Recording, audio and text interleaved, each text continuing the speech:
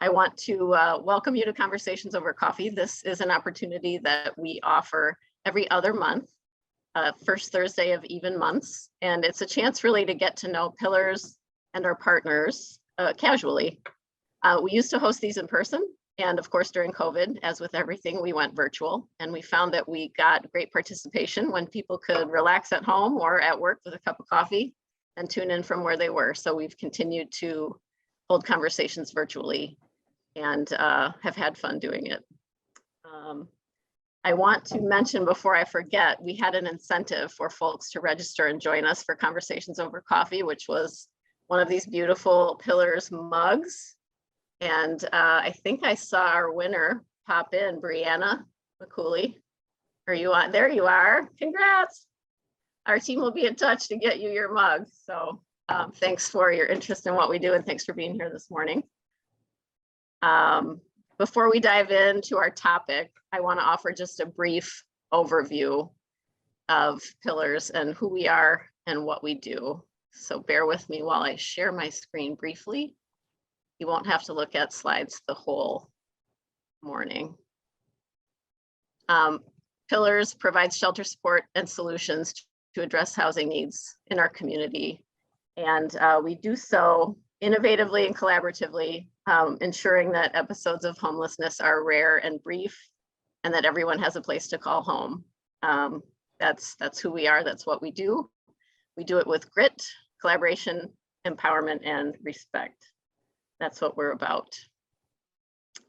We also offer a full continuum of services. You're going to hear about a few of those services this morning at the left end of the continuum, where we're talking about street outreach and some of our shelter work, but we also provide housing services, including supportive housing, affordable housing, and a program for a call to send for young adults living with mental health challenges. So really a sweep of services meant to make sure that everyone has a place to call home. That's what we're about. We would like to give you a moment to make yourself seen. Ayanda is going to launch a poll for us now so that you can let us know how you're connected to Pillars. So Ayanda, go ahead and launch that poll.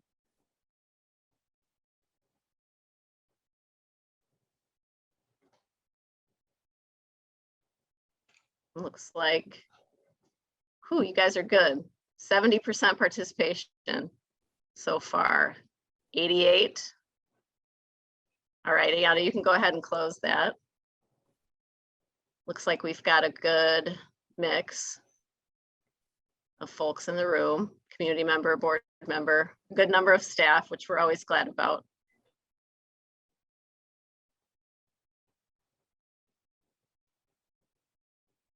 Everybody seeing those results? Great. So that's who's here with us this morning, and we're always glad you're here.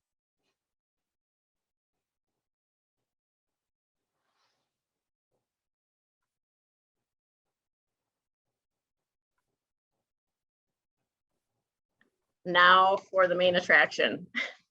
We've got some great special guests with us this morning.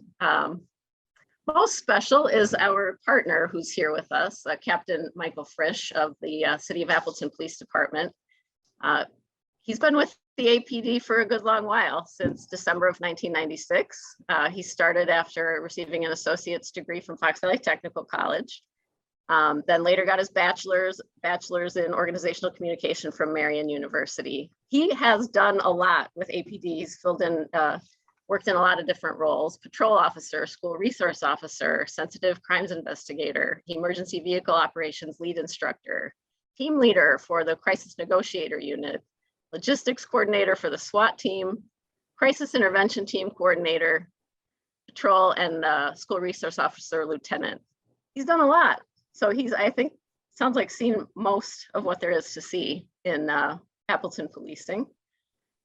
He's currently assigned as patrol captain for the downtown district. And the downtown district is everything between Wisconsin Avenue and the Fox River, right, Captain Frisch? That's correct. As long as it's in the city of Appleton and it's between Wisconsin Avenue and the Fox River, that's your territory. Yes. He's also done a lot of community work as well, besides the obvious community work he does with the police department. He served as liaison to the homeless shelters at Pillars, served as chairperson for the Alliance for Families, chairperson for the Allegheny County Domestic Minor Sex Trafficking Task Force, as well as many other victim service and school-related committees. He's a member of the board of directors of Apricity, another good partner to Pillars. It's a local AODA inpatient treatment center and employment education program. He chairs the board there now and is a current board member for the Sexual Assault Crisis Center. I don't know how he finds time to also work for the police department, but he must be a pretty busy guy. So Captain Frisch, thanks for being here with us this morning. Thank you for having me. We also have Emily Peterson from our street outreach team. Emily is a street outreach case manager. She started with Pillars in July of 2020 as a resource center advocate and joined the outreach team in the fall of 2020. She coordinates services for individuals struggling with homelessness on the streets in the Fox Cities.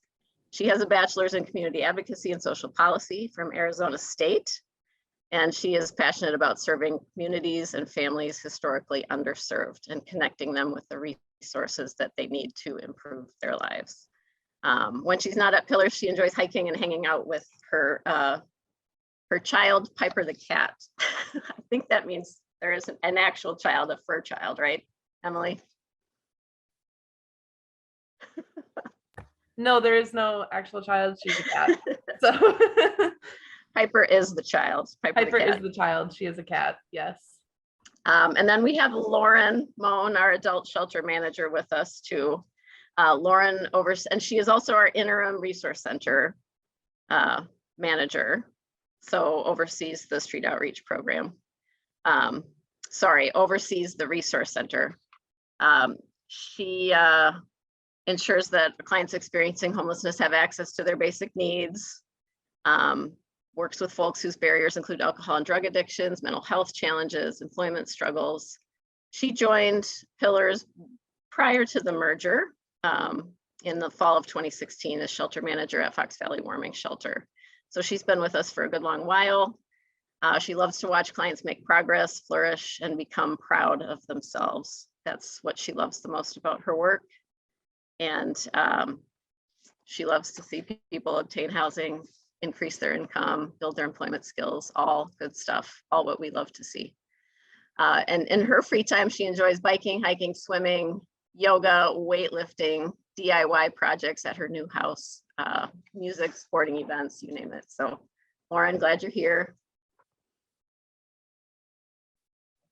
And I am going to stop sharing the screen now so that we can all see each other and move on into our program this morning, which is about how Pillars and the Appleton Police Department interface in providing service to and care for the people in our community who are experiencing homelessness. So let's get rolling. I want to start by asking each of our guests to just describe a day in the life of their work as regards people experiencing homelessness here in the Fox City. So Captain Frisch, tell us about a day in the life of a police officer handling situations that relate to homelessness. How often are you dealing with situations like this? What's that like for the police department?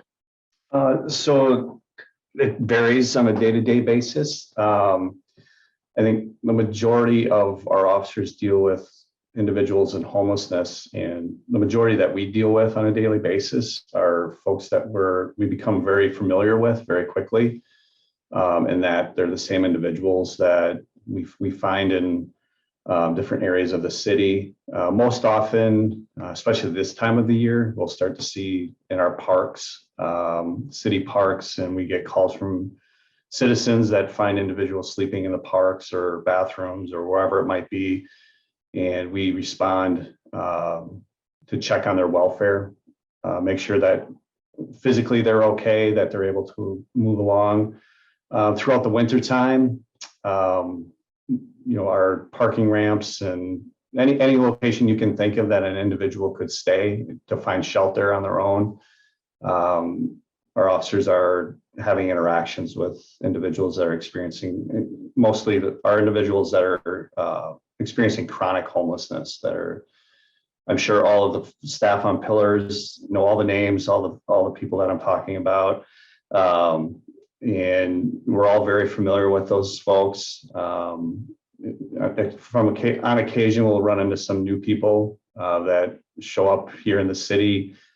Unfortunately, we have issue from time to time of other counties, other municipalities, other law enforcement agencies that will put people on a bus, and all of a sudden they just show up in Appleton, and we don't know who they are, where they came from, and we have to do some background on them to find out where they came from and see what's going on, how we can assist them, which puts just added stress on the whole system and takes a lot of time to figure some of those cases out. But for the general officer, it's almost on a daily basis that we're having a connection with somebody in the community who's experiencing homelessness.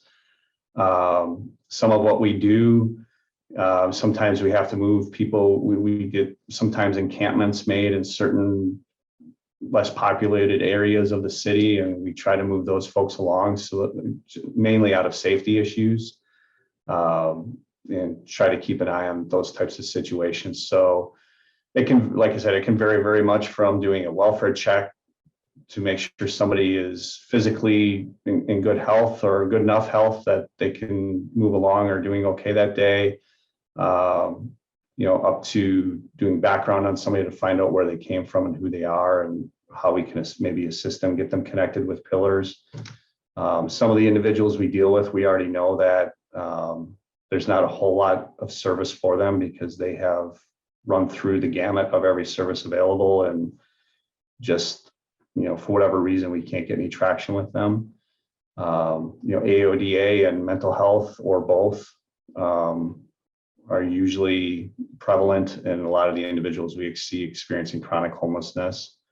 And oftentimes our officers our main goal is to try to connect them with some type of service. Our guys get pretty excited when we find out we ended up getting somebody into a home, and then equally on the opposite end, frustrated when we find out a few weeks later they were removed from housing because of issues that they were causing in the housing where they were. And, so just dealing with those issues. So, the other issue we have is downtown businesses. And like I said, citizens that, unfortunately, as everybody I think here knows, everybody finds homelessness to be an issue, and they want everybody to do something about it until it shows up on their front door. And then it's like, get them out of here. I don't want to deal with it. So we deal with a lot of those issues and try to work with our downtown, mainly businesses and members of the community to kind of try to work through some of those issues, as these individuals are, they're part of the community, they're here. But trying to have some understanding and empathy towards what they're going through, as well as balancing that with the needs of the community and our businesses downtown. So hopefully that answered that question. Yeah, there's a real tension there, that tension between empathy and the need to address real issues in the community. And Pillars understands that too. And I think Emily Peterson, who will invite to speak next, shares, I think, in that the joy and the heartbreak that comes with seeing folks progress, and then maybe seeing folks take a couple of steps back again. So Emily, why don't you tell us about a day in the life of a street outreach case manager and what your interactions with the folks you interface with is like? So every day is very different. I wouldn't say that there's like a typical day in the life of a street outreach worker, or any day at Pillars, really. Especially with our clients living in places that like aren't meant for human habitation. Their situation can change really drastically with only a moment's notice. Because of this, things throughout the day are really changing constantly. There are days when we can't keep track of how many people we see, and there are days where we have like pretty opposite days. Usually when we start the day, we go out and we find people who are living in places not meant for human habitation, which would be like Captain Frisch talked about like the street, parking ramps, encampments that he talked about a little bit. We start our day by going out there and finding them and just hopefully connecting them to services. So our ultimate goal is to connect them or reconnect them to case management, things that they can get help with, mental health, AODA treatment, and ultimately housing. That's of course, the main goal to street outreach and pillars in general. After we make contact, we hope to set up a meeting. We hope to get them referred and into the resource center to get connected to services. And that's, I guess, not a typical day because there is no typical day, but that's our ultimate goal when we find someone. Emily, while you're on the topic of the resource center, where is it? The resource center is connected to St. Matthew's Church near downtown Appleton. It's at 129 South Mason Street in Appleton. So if you go to St. Matthew's Church, there's a little courtyard on the right hand side. And if you go right through there, you will run right into the resource center. And that offers us a great segue over to Lauren, who's overseeing the work of the resource center at the moment and also is our adult shelter manager. So Lauren, tell us a little bit about a day in the life of the adult shelter and also the resource center.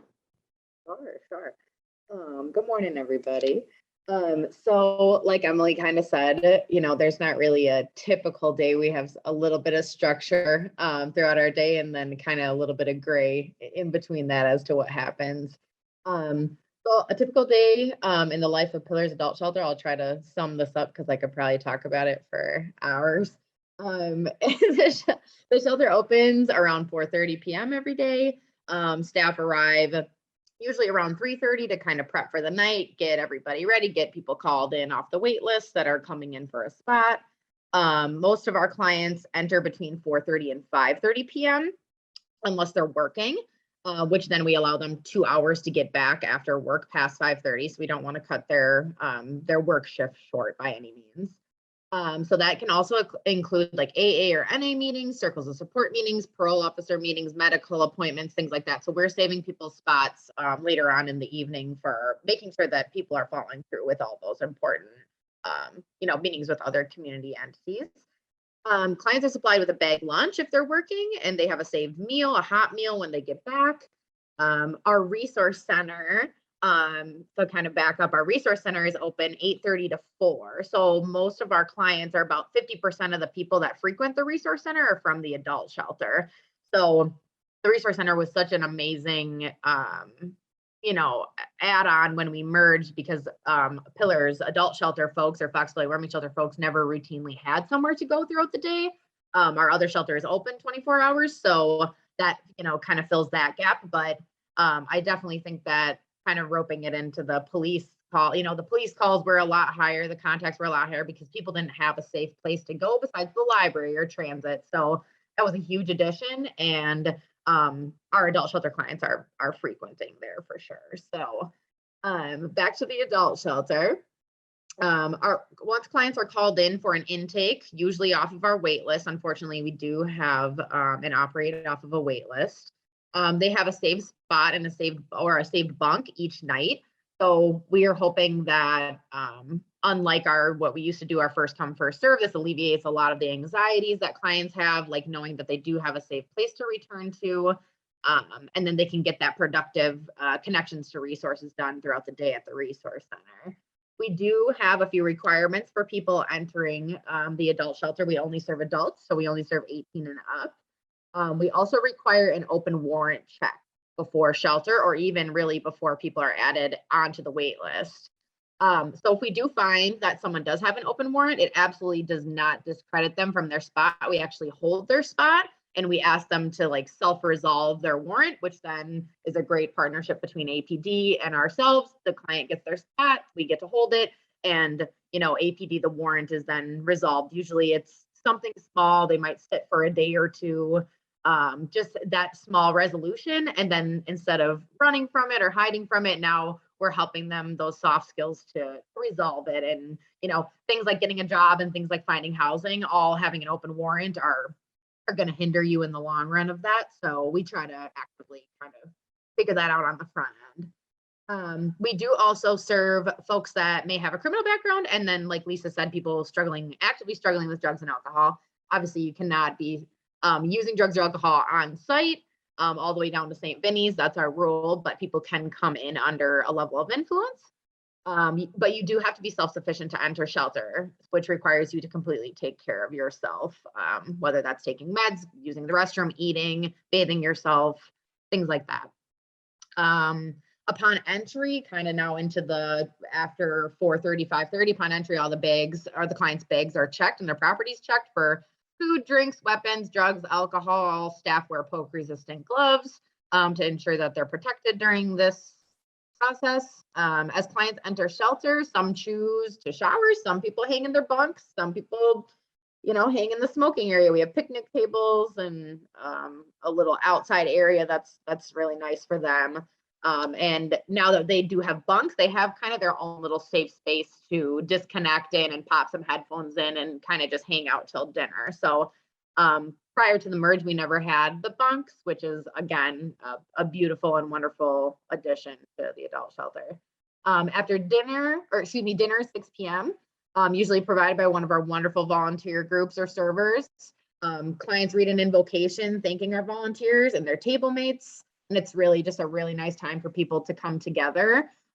Even though everybody's struggling individually, it's just a nice, everyone just kind of be quiet, just a moment of silence and enjoy that, we have a meal and in a safe place to be in. After dinner, chores are completed by clients, then again, they can shower, they can play games. Some people play cards. Some people work on their case plan, meet with our case manager, Wayne, as well as our advocates that are helping people self-resolve and set goals. Then lights are out at 10. Folks are returning throughout the night. Like I said, the workers are coming back throughout the night, getting a hot meal and heading to bed. Our overnight staff come in at midnight. So then they are just kind of the bright and shining voice to wake everyone up in the morning at 6. So we really try to wake people up, in a positive way and get their day going. Kind of like you waking up at home, your alarm clock depends on what your alarm clock sounds like, it depends on what kind of day you'll have for the day. So we're just really wanting to motivate people to go out and have a good day and connect to community resources and really get that resource center too. So then we close shelter at 8 a.m. Some people go to work, some people head to the resource center, or some people use other community entities. So that's a pretty much a day in the life. Thanks, Lauren. Yeah, no You brought up a couple of points that I want to flesh out a bit. The resource center and the addition of the resource center. Absolutely. And how that changed things for people experiencing homelessness in the Fox Cities. I'd love for Captain Frisch to comment on that, if you would. I saw you nodding your head when Lauren mentioned the creation of the resource center, which is, I think, 4 or 5 years old now. Captain Frisch, I know this is a question we didn't talk about in advance, but if you would comment on that, how did that change things between the police department and Pillars? I think it's been very helpful in just having another connection for us during the day, particularly, because most of the individuals that we deal with aren't at the family shelter on North Division Street. Occasionally we get called over there. Sometimes we have interaction with those individuals. It's mainly the folks that stay at the adult shelter or the warming shelter, so to speak. And when they're out and about during the day, it's difficult. In the past, it was difficult to try to get a connection or have communication about what we're seeing with that individual or contacts that we've had. Sergeant Chris Bees from our department, he's our community liaison officer. He's almost kind of like a quasi employee of the of the resource center. He's constantly in contact with staff there about individuals that we're having contact with. It's been helpful, I think more so helpful with, like I spoke about earlier, some of the individuals we have that just show up that we don't know who they are, and getting them connected with the resource center and kind of trying to game plan where they came from, what we can do to help service them. is anybody familiar with them? And just kind of, really, I guess, work as a team to try to figure out what the best plan is or path for that individual is. So it's been helpful for our officers too, and just having that place when we have an interaction with somebody in a park or at a business to, point them in that direction, or to call the resource center and have resources available that maybe not right at that minute, but at some point during the day or the next day that somebody has a connection with that individual. I think it's helped out with the frustration with some of our officers in dealing with some of these chronic folks, and that at least it feels like, there's some movement there, even though I know the resource center, it's not an end all be all about everything, and they do their best to try to help some of these folks. But yeah, overall, I would say it's been a big positive for us to have that option to go to when we need to. Thanks for elaborating on that. I'm kind of hearing a theme that folks are motivated to address issues as they see them, right? And to know that you have other people who are partnering with you to do that as best you can, knowing that you have to also partner with the people you are working with, those people experiencing homelessness. Well, I would just add to that too, that thought just popped in my head that, traditionally when I started my career, we in law enforcement were pretty much the tip of the spear and trying to figure out where people had to go, and, trying to make connections with all the different resources, and having a place like the resource center, we can have that contact and then take a step back and let those folks then deal with that. Law enforcement doesn't have to be, that gap is filled that we've traditionally been trying to fill in the past, which isn't our role, and it shouldn't be our role. We're not, I think we do an okay job here at our department, but we're not built to do that kind of work. So that's very helpful also. Yeah, Appleton Police Department, we'll get to this a little bit later, has done some pretty innovative and special things, I think, to go above and beyond. And we will touch on that later. Before we get there, Captain Frisch started talking about the ways in which our team, the Pillars team, and the Appleton Police Department interface and interact. Emily, why don't you talk about that from your perspective a bit? How are you touching base with police officers throughout the day in a quote unquote typical day, which there isn't one? So often what will happen is we get tips from usually Crispies throughout the day, just about where it is that police had contact with those that might be struggling with homelessness, either throughout the night prior, or just, throughout the week, and just what they're seeing and how we can best connect them. So he will contact us, and then we will go to that person, or to where that person has been found most recently, and we will do our best to connect them to services again at the resource center. But it's been a really good collaboration just to have Officer Bees and other officers reaching out when they find someone that is in need of resources and getting out of the situation that they might be in, whether it's an individual, a family, and if it's someone known to us, like it typically is, and it's maybe a reconnection to services, or if it's a new individual struggling with homelessness, someone that may have been evicted, or just like Captain Frisch said, new to the community.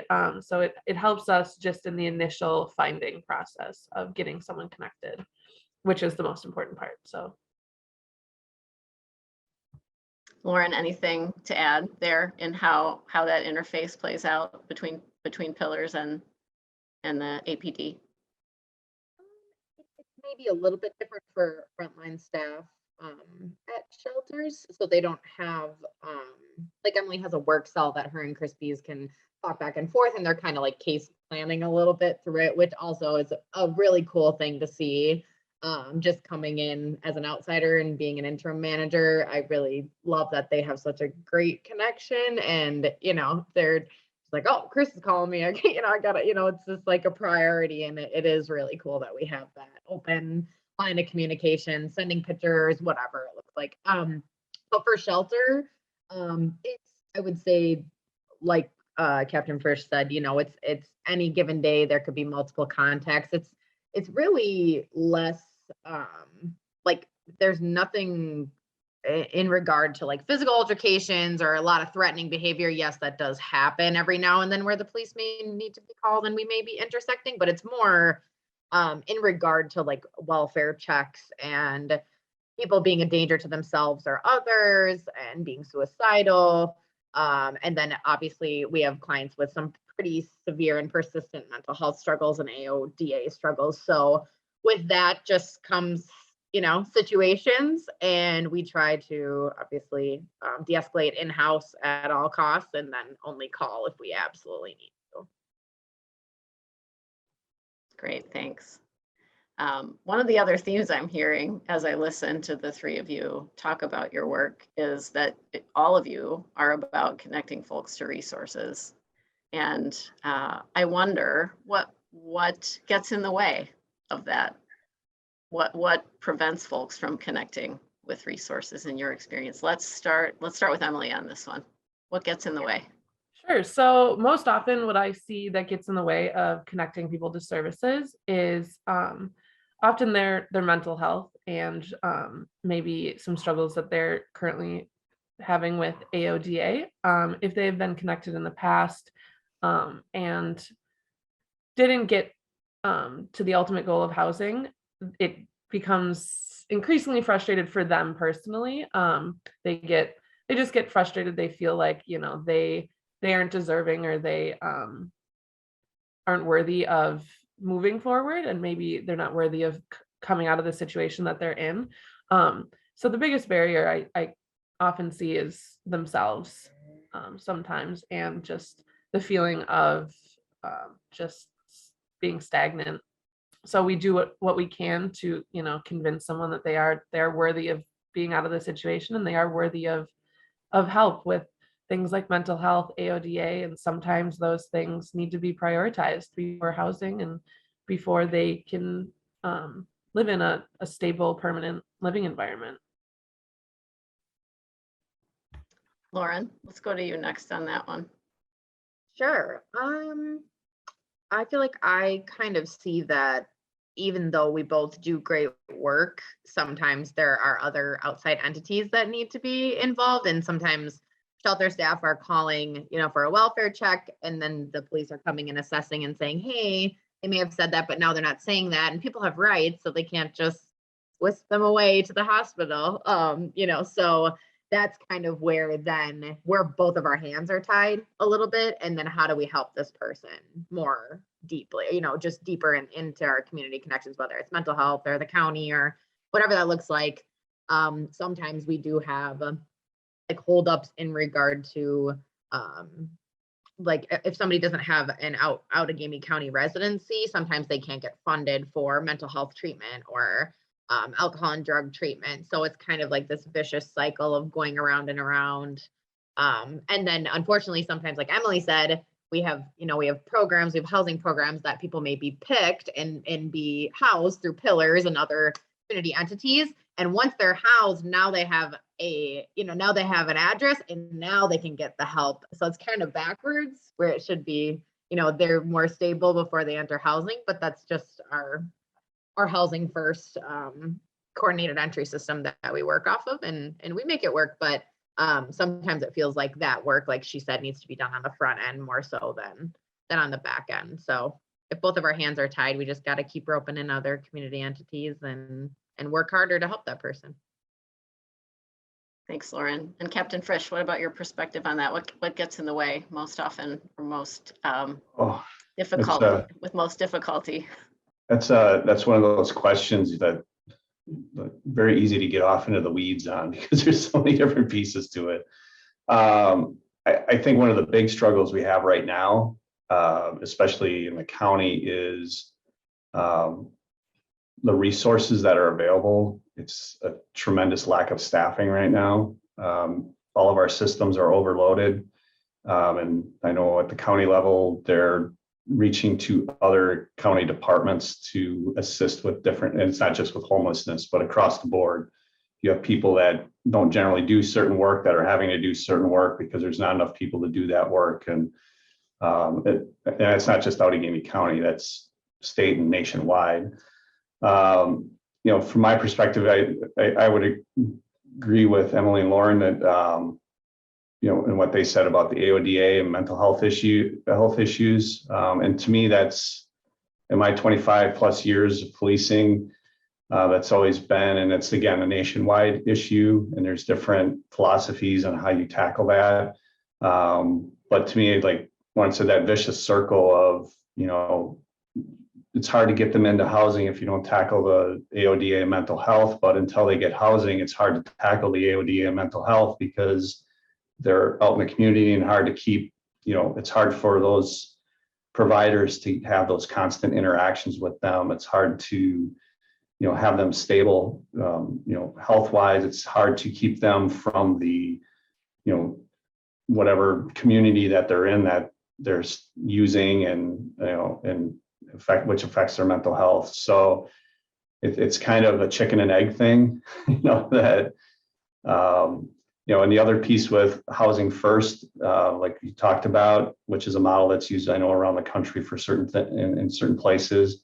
Then we start getting into not in my backyard kind of concepts of, if you know anything about Austin, Texas right now, and kind of how they are dealing with homelessness, and there was a big push to allow tent cities and things, which I know isn't what we're talking about, but everybody was for it until it started creeping into their neighborhoods, and then everybody was against it. So I think those are probably, I can't speak for Pillars, but I am guessing that, with rental properties, and that's where you find some of the housing that you try to get for these individuals, that there's pushback from time to time. And, all that takes is one person to cause one issue. And now I'm sure there's a lot of politicking going on with landlords and stuff with those types of issues. So, Allegheny County has always been a very resource-rich county. But as time has gone along, budgets have gotten smaller and tighter. And now we're dealing with the employee crisis, trying to get staffing for all these different entities that we traditionally have been able to work with.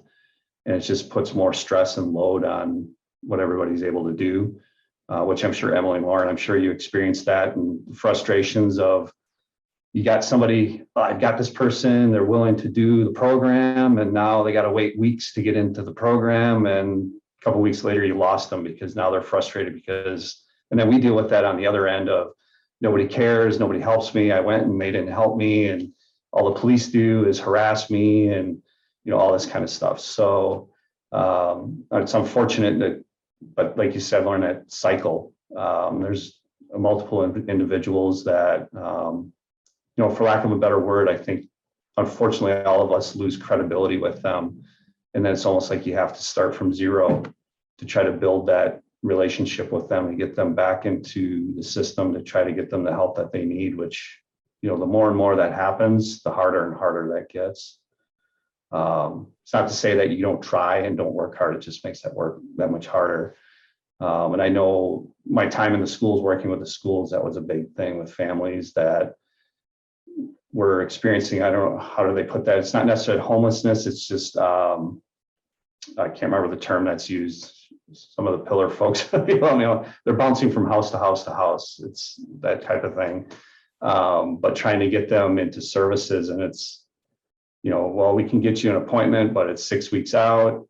But you don't have a current constant address. So it's hard for us to, or we have an appointment available that comes up early, but now we can't get a hold of them because they don't live at an address that we can get a hold of them at, and they lose their spot, and it just snowballs from there. So,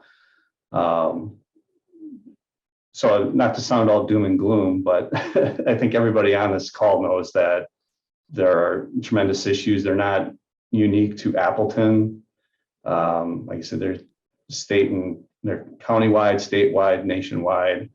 And unfortunately, it takes a lot of funding, but it also takes, I think, a community kind of a community wrapping their minds and their hearts around the fact that the only way you can really tackle these problems is a community-wide effort, and everybody's got to be on board. And yeah, you might have to have an apartment building that is housing folks that, you know, are struggling. But it also takes the funding, and Joe knows this, that, you know, the funding to be able to have, you know, to do a housing first model, you have to have a lot of funding and a lot of effort and a lot of individuals to do case management and house management. And, you know, you have to have robust systems around that as far as mental health and AODA to make some of that stuff work, which puts more and more stress on what we already have. And if those other agencies don't have the resources to be able to do that, you're kind of dead in the water. So I'll stop my rambling on it. So I'm going to fill in what I think was the blanket: precariously housed and couch surfing are, I think, the words we would use to describe those families who are bouncing from place to place and unable, difficult to locate, difficult to connect when the time is right. But what I heard was that moment of readiness for the person or the family to be served doesn't always align with the ready availability of services, not through the fault of good-hearted people, but through systems that have processes that don't align with immediate needs. So you're right, Captain Frisch, that it takes creativity and collaboration and just like constant dedication to finding solutions. So thanks for that. You talked a lot about mental health, and I know we have a couple of questions in the chat about mental health. I see one from Michelle. What sources are available for officers to help sort through disappointments and challenges, the ups and downs of connecting to folks experiencing homelessness? How do your officers get taken care of? How do our officers get taken care of? Or Michelle, do you want to clarify the question? I feel free to unmute yourself if I'm not asking the question in a way that makes sense. No, I think that was my question, but I guess when you talked about initially officers interacting with people who take steps forward and then take steps backwards, and I just was curious how you keep them, and probably Pillars staff has the same kind of issues, how you keep them encouraged and up for the challenge and support them in their ups and downs that obviously go with the jobs that they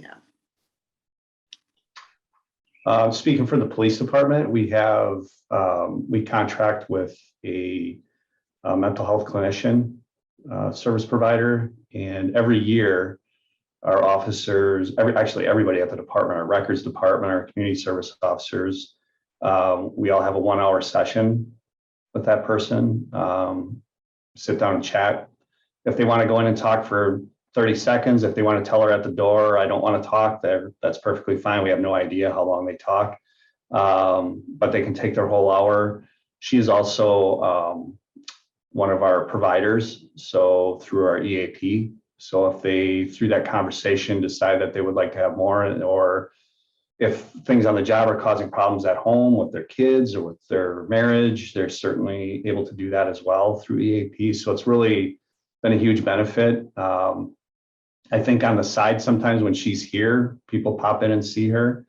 And, you know, we'll have a conversation with her about just how the day is going or certain things that are loading up or weighing on their mind.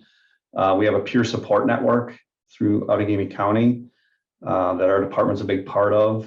You know, we've got, I think everybody knows Nacho, our behavioral health officer. So I don't know how he gets any work done because everybody pops in his office all day long talking to him about different things. But I think overall, our department in particular, I can't speak for others, we've really developed a culture that it's okay to talk about things, whatever's bothering you, and sometimes it's venting, you know, particularly in the conversation we're having, they deal with somebody 2-3 times in a day, and it's just, you know, there's a comfortability in venting about, you know, why is this happening? What, you know, they might go to Chris B's, or I might hear it, or one of our supervisors is like, I'm tired of dealing with this person. Nobody's doing anything. let them vent. And then we have individuals here that are involved with the work that are able to, I wouldn't say counter that, but have a conversation about, well, so, this is why this is like this, or this is what's being done that you don't know about, that we're trying to get these people or this individual services. So it kind of seals off that feedback loop. So we try to do that as much as we can. I think is very helpful, and helps deal with a lot of the frustration that some of our officers have over some of these issues. Because the bottom line is, like, everybody, I shouldn't say everybody, for the most part, people get into law enforcement. We get in here because we want to be helpers. And if anybody knows anybody in law enforcement, that we want to solve problems. And when we can't solve a problem, we get very frustrated, because that's why we're here. That's our mission. That's what we do. And when we have to rely on other people to solve problems, it gets even more frustrating because we want to do it. It's probably why divorce rates are so high in law enforcement, because we go home and we want to solve all the problems, and that's not how that works. And so, just being very mindful of, I think, those interactions, and being empathetic to our officers as well, and to one another, and dealing with those issues on a regular basis, I think has really helped out a lot. Now we have, I think we'll get into this later, but we have the clinician in-house, which is a big deal. It's huge for us to have somebody to partner with, but I think that's coming up later. Is that right, Lisa? While we're here, why don't you Okay. just say a few words about that, and also about some of the other crisis intervention training, and you mentioned Yep. Nacho already. So just touch on that if you would. So about 5 years ago, we developed a behavioral health officer position. And we were very lucky in our department in that Nacho is now a licensed clinician. He's a master's level clinician in mental health. So when he moves on from that position, or whatever happens with that, it will look different, just because of we don't have any other mental health clinicians here at the department that are officers. But he's been able to develop that and make those connections now, that whoever steps into that role in the future will basically have the platform. They'll be able to just pick it up and kind of go with that ball.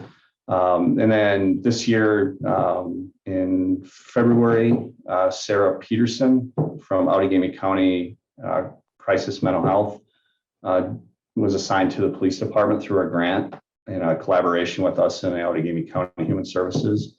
So she's housed here at the police station. She works from 3 to 11 generally in the afternoon, Monday through Friday. And she's available to assist us with persons in mental health crisis.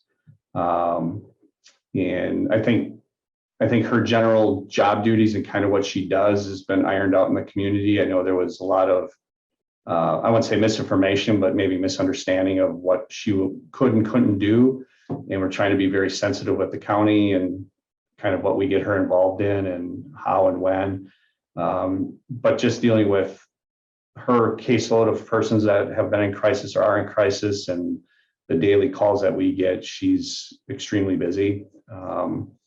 So, and how that blends into our conversation today is, we wouldn't have her come out when we have welfare checks on individuals who are homeless. But if we end up having connection with an individual who is experiencing a mental health crisis, we certainly would lean on her for her assistance. It's already, in my opinion, shown huge benefits. A lot of what it'll come down to is how much money are we saving and the county saving by having her here will be a big tell in how effective it is. But just in dealing with individuals that in the past our officers would have an interaction with, and we would just take them into custody and bring them to the hospital and try to put them on a commitment hold, where Sarah's able to possibly intervene and find a diversion dependent upon what the individual is experiencing or what they're saying.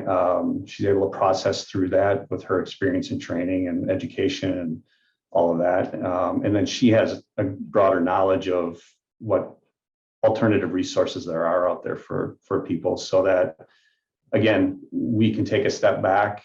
We stay there, to help, but we take a step back from what's going on and allow her to process through that. And we've had multiple occasions now where we've been able to place someone alternatively other than hospitalization, which on the front end saves a lot of money for everybody. But it also, you know, when we talk about trauma-informed care of individuals, some of these folks have had multiple hospitalizations and don't want to do that. And we're able to divert them from that and still get them some help and connection. And so it's been extremely beneficial. I'm very excited. The county's talking about expanding that program and kind of change how they do crisis mental health. What that looks like, I have no idea. But hopefully out of this pilot, which is a 2-year pilot, we will prove that it's very beneficial and we can start getting more Sarah Petersons plugged in around the county. So we can clone her and then we'll put her out there and see where that goes. I'd say our fingers are crossed here at Pillars too for that pilot to prove fruitful. Can Lauren, you address the question of mental health resources at the resource center in like 30 seconds or less? Because there's one question I really want to get to before we reach 8:30, and I want to make sure y'all have plenty of time to talk about that. So resources for mental health at the resource center, go. Absolutely. Okay. So obviously we're a resource center. We bring in resources. We do bring in partnership and mosaic, things like that, so they can get connected to a primary care doctor who then can refer them to mental health services. That's one. And then we do have both staffed specialty recovery coaches and peer support specialists. A recovery coach is someone that's gone through their own addiction in the past, have overcome that, became sober, and now they help others and can connect in a more intimate, ground level way. And then a peer support specialist is somebody who has struggled with their own mental health, has again solidified, is very comfortable in speaking about it, and then can also relate and talk to clients in regard to their own mental health struggles and how to work through that. So we do have specialty roles on site as well as they pop to the shelters. So that's a great extra specialty role to have for us. Thank you. Thanks so much. So we have 6 minutes left. If you have questions that are burning in your mind and we run out of time to answer them, feel free to chat them in. We have your email address from when you registered, and we can answer those questions by email afterward. But the question I want to make sure we cover before we wrap up today is, we touched on it earlier, it's summertime, and a lot of our folks experiencing homelessness are out in some of our parks. They're enjoying our parks just like we all like to enjoy our parks. What suggestions, Emily, let's start with you, do you have for when citizens out in the world encounter folks experiencing homelessness in our parks? Yeah, so my suggestion is to treat them exactly how you would treat any other member of the community. Just because someone's struggling with homelessness doesn't mean that they're any less deserving of kindness, just like a warm smile, anything like that. That's my short answer. Lauren, let's go to you.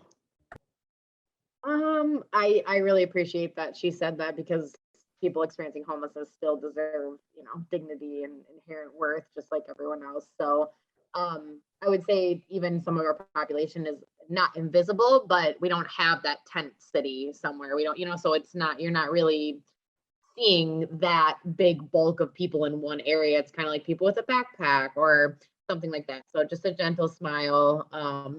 Obviously, if someone's in distress of any sort, whether you're at the grocery store or anywhere and someone is experiencing homelessness or not, sometimes a welfare check or a non-emergency police call is a good first step to connect to resources if you don't know what that person is really struggling with and you feel like you're, in a bad place and you want to help them.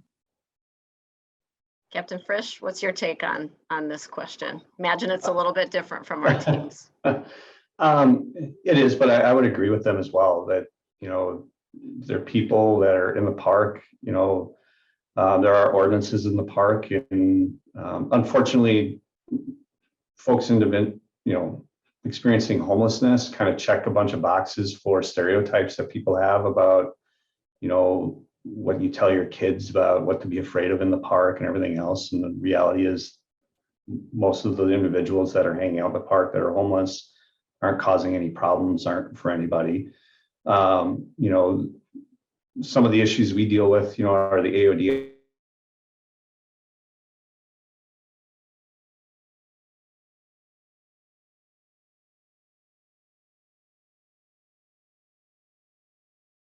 And it's like, that's just how they are.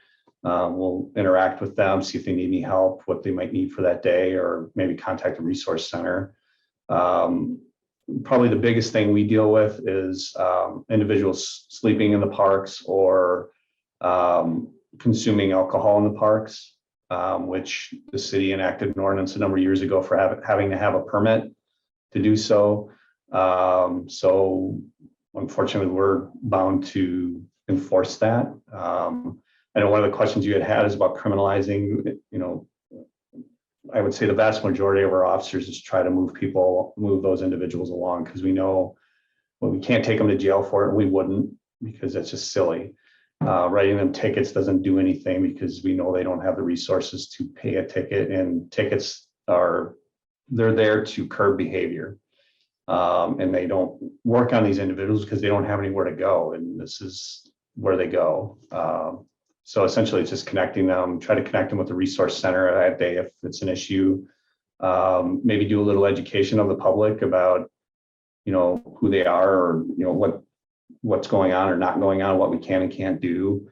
And, you know, just, again, trying to be as empathetic as, it's like I rephrased it earlier, being empathetic to the situation that's going on, but also being empathetic to the needs and wants of the community at large, and how those two worlds connect or intersect with one another, and trying to be a buffer between them to a degree, if that makes sense. Absolutely. Yeah, I'm glad you touched on the question of criminalizing homelessness, which we're grateful that APD works actively to avoid. Where situations need addressing, of course, Yes. you need to address them. And where folks are just living their lives the best way that they're able in the moment. Connecting to resources is the thing that I hope everyone here this morning heard, that we've got a great range of folks in the community who are really reaching out and linking hands and doing everything that they can, as Captain Frisch put it, to fix problems that are really, really complicated and difficult to fix, and take the cooperation of the person themselves to fix. So I hope you're leaving this morning feeling hopeful and inspired that there are these good partnerships happening between APD, pillars, mental health providers, the county, that there really is a creative, collaborative community out there working to address these issues. Thanks so much for being here. We're right at 8:30. I'm going to stick around for a little bit. If anybody else has a question that you want to stick around and ask quickly, if anybody else is able to stay, feel free. We can hang around for another 5 minutes or so. I do want to allow folks who need to get on another meeting or move on with their lives to feel free to do that. So thanks for joining us. Our next Conversations Over Coffee will be August 4th. Am I right about that? I'm looking to my team. Is that first Thursday of August? And you will likely at that time meet Pillar's new executive director. Joe Mothy happens to be retiring later this fall, so he'll be around still in August, but he may have a buddy also at that time. So join us again in August if you're willing and able. Thanks so much to Captain Frisch and Emily Peterson and Lauren Moan for joining us this morning. Take care, everybody.